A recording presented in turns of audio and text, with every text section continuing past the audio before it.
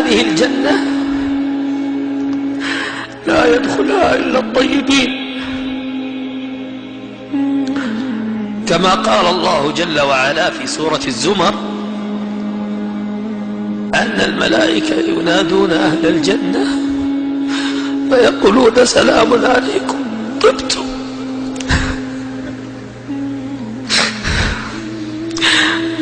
فادخلوها خالدين.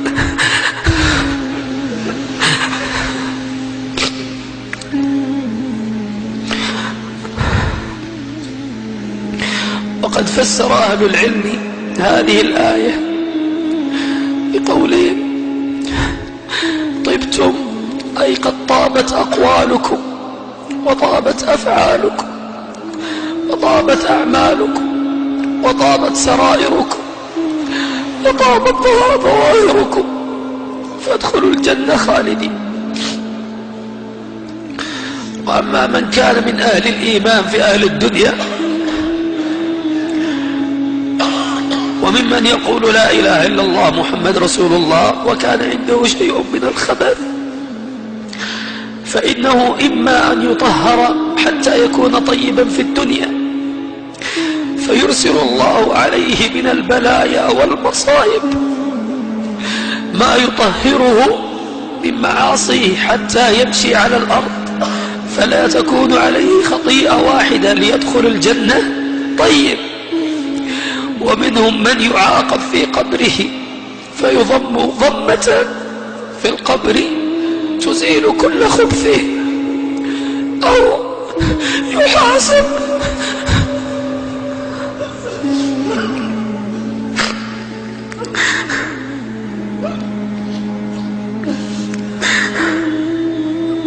يحاسب في القبر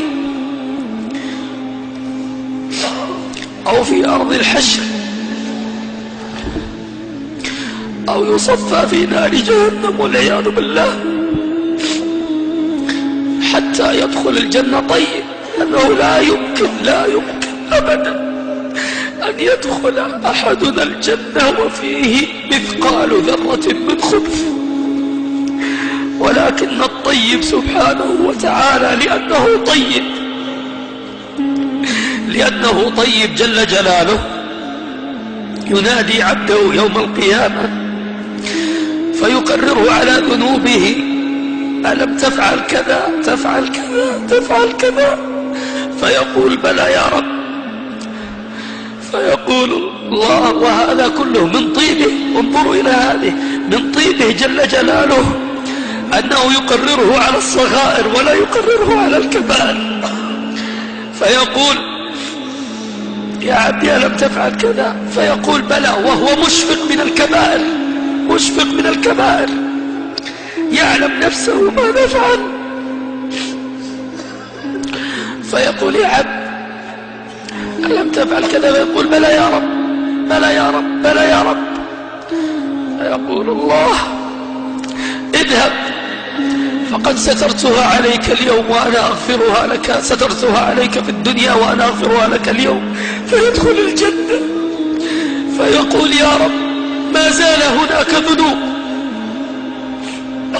لأنه يقول اذهب فقد سترتها عليك اليوم وأنا أقلبها لك حسنات. ليه قلبها حسنات؟ لأنه طيب، والله لأنه طيب جل جلاله، لأنه طيب.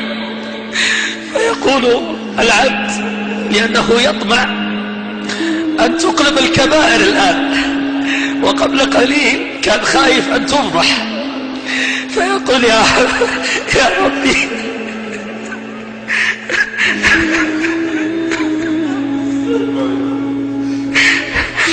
يا ربي ما زال هناك لي ذنوب.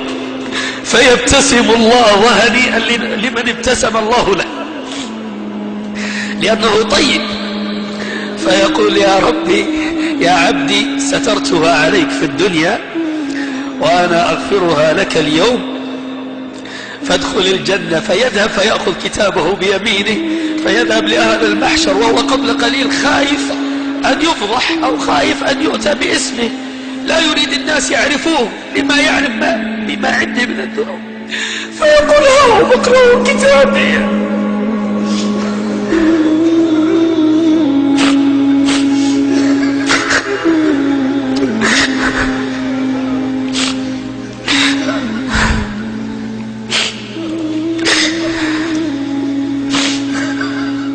اللهم يا طيب، اللهم يا طيب، اللهم يا طيب، نشهدك على حبك ونشهدك على حب من يحبك ونشهدك على حب كل عمل يقربنا إلى ربك. فاللهم يا رب يا طيب، طيب أقوالنا وطيب نياتنا وطيب سرائرنا وطيب أعمالنا وطيب أفعالنا وطيب أخلاقنا وطيب زوجاتنا وطيب أولادنا وطيب مكاسبنا وطيب أرزاقنا. وحاشاك يا طيب أن تعذبنا ونحن نحبك. اللهم يا طيب نشهدك على حبك ونسأل الله جل وعلا أن يعفو عنا وأن يرفع درجاتنا وأن يغفر لوالدينا ولكل من قال آمين. اللهم آمين. صلى الله وسلم على سيدنا محمد وعلى آله وصحبه.